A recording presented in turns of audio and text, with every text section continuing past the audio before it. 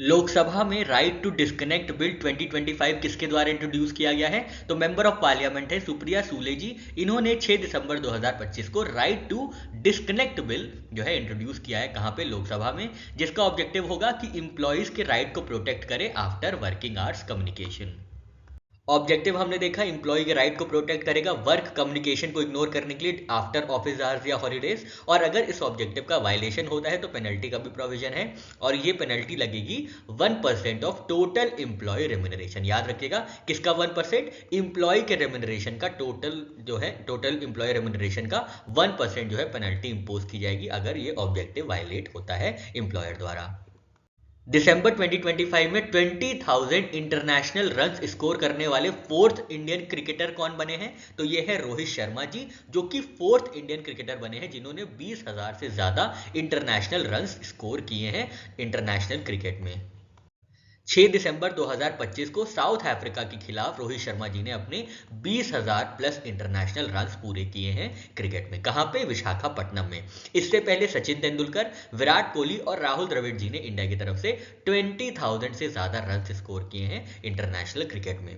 तो Rohit Sharma ji fourth Indian cricketer बन जाते हैं और ओवरऑल मतलब ग्लोबली 14th प्लेयर बन जाते हैं to achieve this milestone. Indian ranking है इनकी फोर्थ टू स्कोर 20,000 रन, और ग्लोबली ये 14th प्लेयर हैं जिन्होंने ये जो है माइलस्टोन अचीव किया है।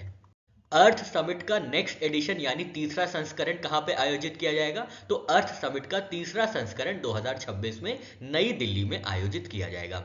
दूसरा संस्करण जो है 5 और 6 दिसंबर 2025 को गांधीनगर गुजरात में आयोजित किया गया था, जिसको इनॉग्रेट किया गया था यूनियन मिनिस्टर अमित शाह जी द्वारा। सेकेंड एडिशन जो अर्थ समिट 2025 का किया गया था, उसको ऑर्गेनाइज किया गया था NABARD in partnership with internet and mobile association of India द्वारा। रिजर्व बैंक ऑफ इंडिया ने रिवाइज्ड प्रोजेक्शन कितनी रखी है जीडीपी ग्रोथ और इन्फ्लेशन की साल 2026 के लिए? तो आरबीआई ने अपनी fifth bi monthly monetary policy में जीडीपी ग्रोथ रखी है इंडिया की 7.3% और सीपीआई इन्फ्लेशन रेट का फोरकास्ट किया है at 2% for the fiscal year 26। RBI ने 58th monetary policy committee meeting में जारी किया है, पब्लिश किया है fifth bi monthly monetary policy.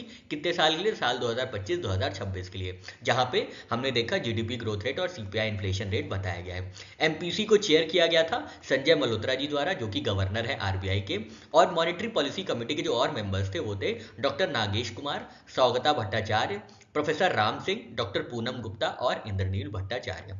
Repo rate जो डिसाइड किया गया है वो है 5.25%, रिवर्स रेपो रेट डिसाइड किया गया है 3.35%, और स्टैंडिंग डिपॉजिट फैसिलिटी जो रेट है वो है 5% पे। यूनाइटेड नेशंस हर वर्ष 9 दिसंबर को क्या ऑब्जर्व करता है? तो हर वर्ष international day of commemoration and dignity of victims of crimes of genocide observe किया जाता है यूनाइटेड नेशंस द्वारा। इसको स्टैब्लिश किया गया था साल 2015 में, तो इस बार ये 10th एनिवर्सरी हो जाती है international day of commemoration and dignity of victims की। इंटरनेशनल एंटी करप्शन डे कब ऑब्जर्व किया जाता है और किसने डिजिग्नेट किया था? तो international anti corruption day observe किया जाता है 9 दिसंबर को, और इसको डेजिग्नेट किया गया था यूनाइटेड नेशंस द्वारा साल 2003 में। इस बार की थीम है uniting with youth against corruption, shaping tomorrow's integrity. कौन सी ऑर्गेनाइजेशन ने इंडिया की यूपीआई को डिक्लेयर किया है वर्ल्ड का largest real time payment system साल 2025 में? तो ये ऑर्गेनाइजेशन है इंटरनेशनल मॉनेटरी फंड, जिन्होंने यूपीआई को डिक्लेयर किया है as world largest real time payment system in its June 2025 report. June 2025 की रिपोर्ट है इंटरनेशनल मॉनेटरी फंड की, जिसका टाइटल है ग्रोइंग रिटेल डिजिटल पेमेंट्स, जिसमें आइडेंटिफाई किया गया है यूनिफाइड पेमेंट इंटरफेस यानी यूपीआई को as world's largest real time payment system. UPI की बात करें तो इसको लॉन्च किया गया था साल 2016 में और डेवलप किया गया है national payment corporation of India द्वारा। और आपको रिपोर्ट याद रखनी है कौन सी रिपोर्ट में ये बताया गया था, तो ये 2025 की रिपोर्ट है growing retail digital payment the value of inter operability. Cuts international द्वारा लॉन्च किए गए इनिशिएटिव TRA-NJA का पर्पस क्या है? तो TRA-NJA का फुल फॉर्म है ट्रेड नॉट जस्ट एड, और ये ग्लोबल इनिशिएटिव है WTO में रिफॉर्म्स लाने के लिए, जिसको आयोजित किया गया था जापान में 2 से 4 दिसंबर 2025 के बीच में। कट्स इंटरनेशनल द्वारा ऑर्गेनाइज किया गया था initiative trade not just aid, winners and losers in WTO। कहाँ पे?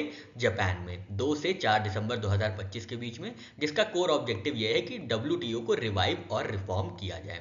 इसके अंतर्गत स्टीयरिंग कमेटी के जो को चेयर थे वो थे शशि थरूर जी और पैस्कल लैमी जी। तो यहाँ पे शशि थरूर जी का इन्वॉल्वमेंट हमारे लिए इंपॉर्टेंट हो जाता है। टोटल कंट्रीज जो रिप्रेजेंट की गई थी वो 16 कंट्रीज थी, और सपोर्टिंग ऑर्गेनाइजेशन रही है जर्मनी की कॉनराड एडुनार स्टीफंग। दिसंबर 2025 में सेमीकंडक्टर मैन्युफैक्चरिंग और पैकेजिंग के लिए कौन सी दो कंपनीज ने MOU साइन किया है? तो ये दो कंपनीज हैं टाटा इलेक्ट्रॉनिक्स और इंटेल कॉर्पोरेशन, जिन्होंने सेमीकंडक्टर मैन्युफैक्चरिंग और पैकेजिंग के लिए MOU साइन किया है। इसके अंतर्गत चिप फैब्रिकेशन लोकेशन जो होगी वो होगी गुजरात में, और पैकेजिंग लोकेशन होगी आसाम में। WHO global summit on traditional medicine का दूसरा संस्करण 2025 में कहां आयोजित किया जाएगा? तो ये नई दिल्ली में आयोजित किया जाएगा 17 से 19 दिसंबर 2025 के बीच में, और इसकी थीम होगी restoring balance, the science and practice of health and wellbeing. Second edition of WHO global summit on traditional medicine आयोजित किया जाएगा 17 से 19 दिसंबर 2025 के बीच में नई दिल्ली में।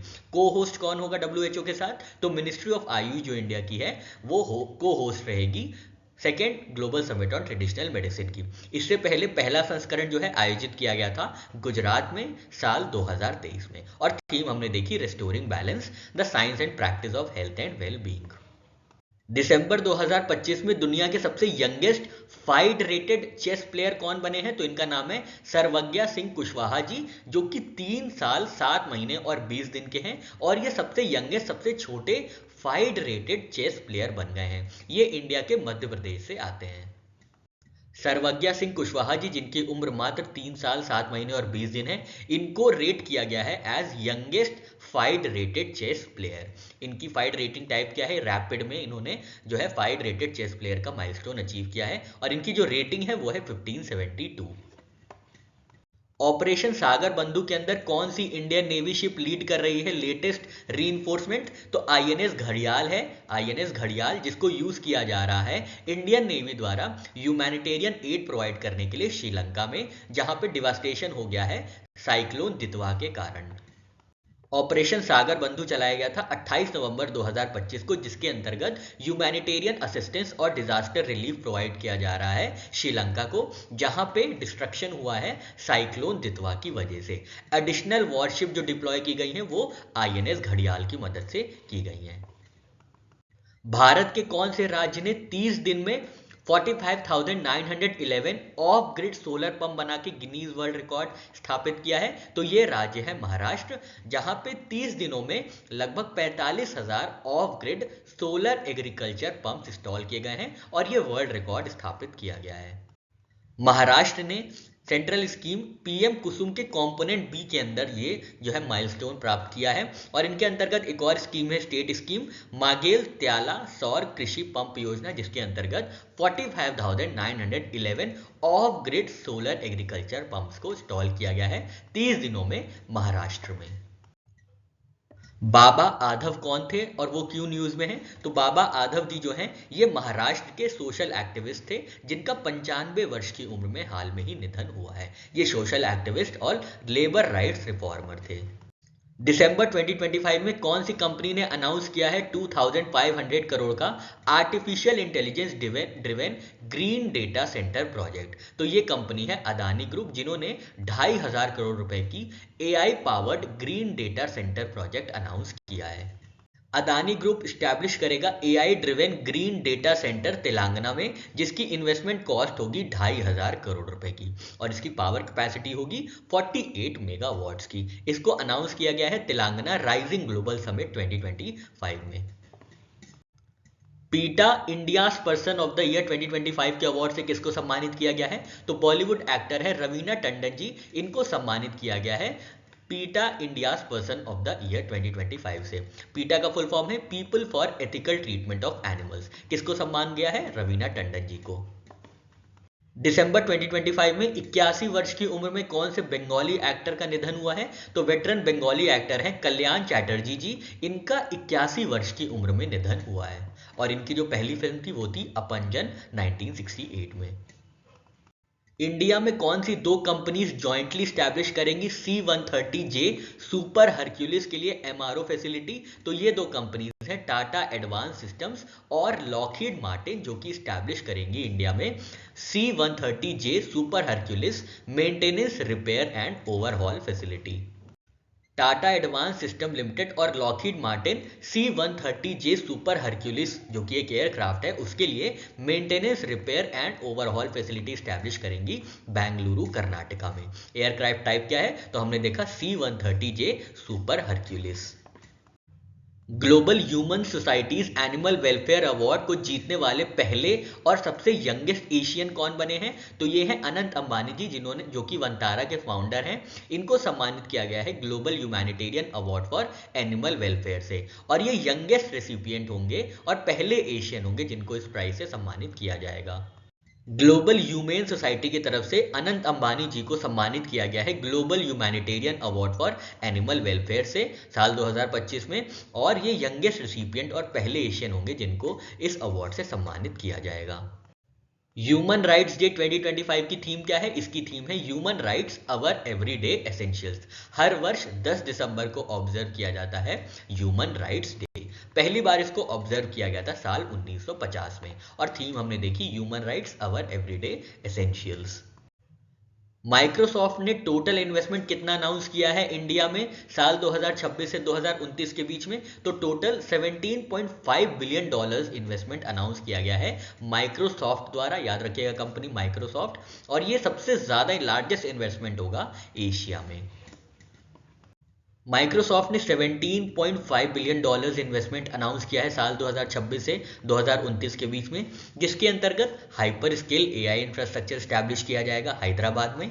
स्किलिंग प्रोवाइड की जाएगी एडवांटेज इंडिया इनिशिएटिव के अंदर, जिसके अंदर 20 मिलियन इंडियंस को स्किल प्रोवाइड की जाएगी बाय 2030। तो ये कुछ इंपॉर्टेंट अनाउंसमेंट्स है माइक्रोसॉफ्ट इंडिया द्वारा।